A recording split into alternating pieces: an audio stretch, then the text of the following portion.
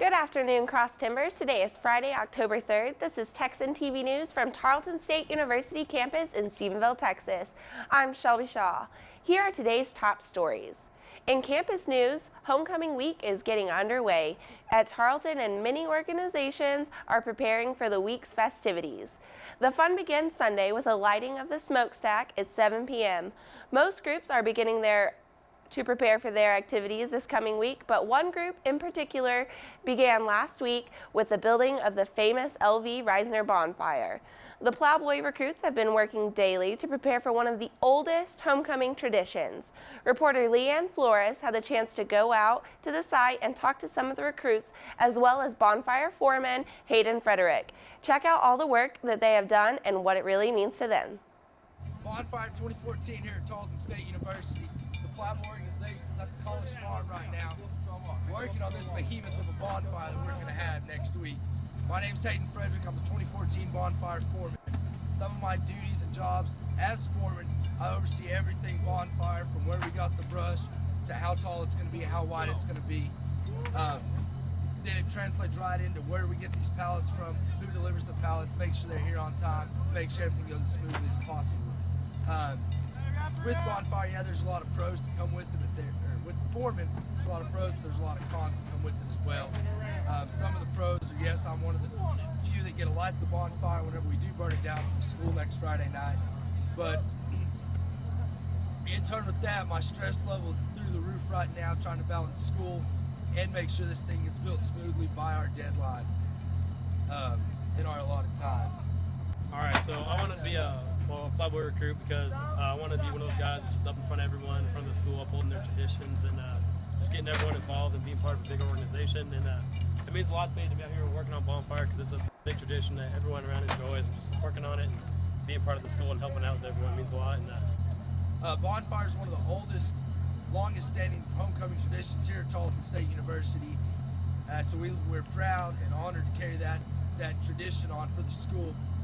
Another tradition we like to carry on out here is we have guard fires set up, and these guard fires, the whole organization stays out here to guard this bonfire to avoid the incident that happened back in 1939 when NTAC tried to light the bonfire early.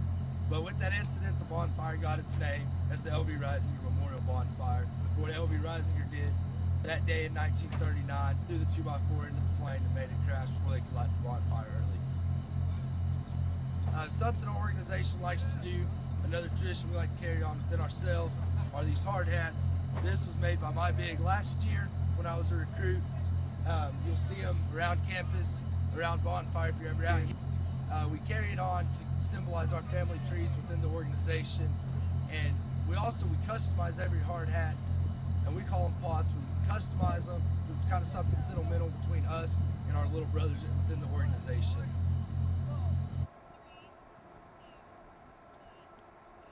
The bonfire is located on the Tarleton farm off the Lingleville Highway and will be lit Friday night at 7 p.m. and is scheduled to end at 10:30. Tarleton track and field athletes are pitching in to help a rival coach recover from a tragic swimming accident. Drew Graham, the distance coach at Abilene Christian, was with his wife at Cherry Creek Reservoir in Aurora, Colorado on September 21st, where he was involved in a freak accident. He dove headfirst into the water of the reservoir, hitting the bottom and breaking his C4 vertebrae. Drew lost all feeling and mobility from his shoulders below and was sent to an intensive care unit at Aurora Medical Center. He has regained movement in his arms and has begun breathing on his own less than 48 hours after surgery. Graham will have to be transferred to a rehabilitation center, and is unknown how much his insurance will cover. The loved ones of Drew Graham set up an online foundation accepting donations to help cover some of the costs to cover the medical expenses. Tarleton State head coach Pat Ponder told the story to his athletes and gave them the option to donate. The Wildcat program is close to the hearts of many Texan athletes, and the team is willingly donate to help before practice every day, saying a special prayer for his recovery. The online fundraiser is only open for 59 more days and is reaching close to its goal of $25,000. In Stephenville regional news, Stephenville's football team has made mixed messages this past week. The Yellow Jackets advanced to spot number 5 in the Class 4 Associated Press voting, but lost the top spot in the Region 1 in the weekly Texas High School Coaches Association poll. Jackets head coach Joseph Gillespie was surprisingly happy about the coach's new poll, which dropped Stephenville from the first place for the first time this season. Coach Gillespie stated, "I am honestly glad to hear it because that's fuel for our fire. We've been fueling everyone else's fire. Now give me some. Throw some timber on there for us, and that's what we'll need." Stephenville advanced over Alvarado 55-20 Friday night. Stephenville had been atop both polls until the Yellow Jackets' upset loss to Lubbock Cooper 2 weeks ago. That ended up dropping SHS in the AP poll, but the coaches ended up keeping the Yellow Jackets at number 1 in the region. The THSCA poll was especially kind to 3 and 4A teams, naming the 4 to the region's top 10. Big Springs and Stephenville are 1 and 2, trailed by Andrews and Graham. District foes Abilene, Wiley are 5th and 8th. Gillespie said Big Springs' advancement to number 1 in the coaches' poll shouldn't concern his team. The Stephenville Airport is located approximately 1 mile east of downtown Stephenville on the east side of U.S. Highway 281. Stephenville-Clark Regional Airport has 1 runway, a public aircraft apron, and stub to a parallel taxiways that connect the apron to the runways. The airport has now built a new terminal building, which means there will be waiting areas, an office, a conference room, and bathrooms, and 2 large hangars and 3 T hangars at the airport, also known as a closed structure to hold aircraft and spacecraft in protective storage. The hangars are available to be rented through the airport management. The city of Stephenville has been implementing airport improvement projects, which are co-efficiently funded by grants through the Texas Department of Public Transportation and the Federal Aviation Administration. The purpose of these projects are to improve current conditions of the runways, lighting systems, and facilities. The projects include extending runway protection zones. And now today's top Texas, national, international news from the Associated Press. In Texas news, Liberian authorities announced plans Thursday to prosecute Dallas Ebola patient Thomas Eric Duncan, claiming that he lied on an airport questionnaire about his Ebola status. It is believed that Duncan became infected when he helped a pregnant neighbor get to a hospital where she later died of Ebola. Texas health officials have reached approximately 80 people who may have come in contact with Duncan in efforts to stop the risk of Ebola spreading. None of these people are currently showing any symptoms. However, Texas health officials have ordered 4 of Duncan's family members to stay in their homes, with law enforcement posted outside to ensure the quarantine. In national news, a woman is suing a sperm bank in Chicago, claiming she was impregnated with the wrong sperm. Jennifer Crambit and her partner Amanda Zinkin requested sperm from a white donor, but instead received the sperm of a black donor. The couple learned about the mix-up in April 2012 when Crambit was 5 months pregnant.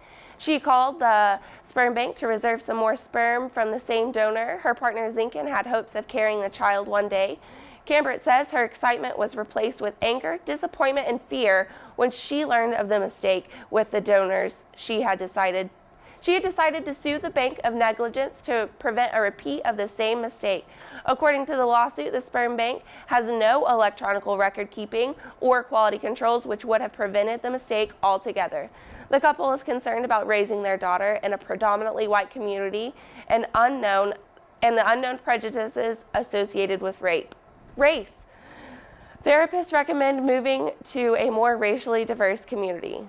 In international news, in Turkey, the country's parliament has given the government powers to launch military strikes and incursions into Syria and Iraq, as well as the following foreign forces to use its territory for possible strikes against the Islamic State group. Because of the nation's proximity to Syria and Iraq, this move is a huge boost for the U.S.-led coalition against the Sunni militants. The move opens the way for Turkey, a NATO member with a large and modern military, to play a more robust role in the U.S.-led coalition against the Sunni militants. However, Turkey has yet to define what the role might be. In war-torn Ukraine, a Red Cross worker was killed during the shelling of the city of Donetsk. 30 38-year-old Lauren Debasquires the aid group's office during his service to the Red Cross. Debasquire had worked for more than 5 years in Pakistan, Yemen, Haiti, Egypt, and eventually the Ukraine. Ukraine Foreign Minister Pavlo blamed the shelling on terrorists. And here is Leanne Flores with Sports Update. In sports, the Major League Baseball postseason is officially underway as the Baltimore Orioles defeated the Detroit Tigers 12-3 in the first game of the ALDS. The Orioles' 12 runs set a record for the ball club as it has made its second playoff appearance since 1997. Super Bowl champion Russell Wilson generally stays away from commenting on social issues. However, on Thursday, Wilson spoke out against domestic violence. Wilson made his statement in a column of the Players-Tribune newspaper talking about how he plans to raise funds and awareness through his new foundation, the Why Not Foundation. The initial focus of the foundation is to support victims of domestic violence. In Tarleton sports, the Tarleton football team takes on A&M Commerce tomorrow in Commerce. The Texans are coming off a stunning loss to Midwestern State last Saturday and hope to come back with a win. The Texan volleyball team will host Angelo State this afternoon at 6 p.m. As the team returns to Wisdom Gym, the Texans hope to take on their 10-win start of the season. A live broadcast of this weekend's games and updates can be viewed at www.tarletonsports.com/listenlive. Back to you, Shelby. Keep your sunglasses close because the high for today is 83 degrees, mostly sunny with 0 chance of rain, and tomorrow a high of 79 with mostly sunny skies and a low of 55 degrees in the evening. This has been a product of the Texan TV News, a product of the Texan News Service from the Tarleton State University campus in Stephenville, Texas. Tune in to Northland Cable Channel 9 on weekdays at 12:30 for each day's top stories and Wednesdays at 1 for the week's top stories in Spanish. You can follow the Texan News Service on Facebook and Twitter and check out our website at www.texannews.net for all your latest local, state, national, and international news, as well as all of your entertainment and sports updates and the live stream of Texan TV News. Today's broadcast was produced by Caitlin Woods, Josh Duran, Haley Dawson, and Leanne Flores. I'm Shelbie Shaw. Have a wonderful weekend, Tarleton Texans, and happy homecoming week.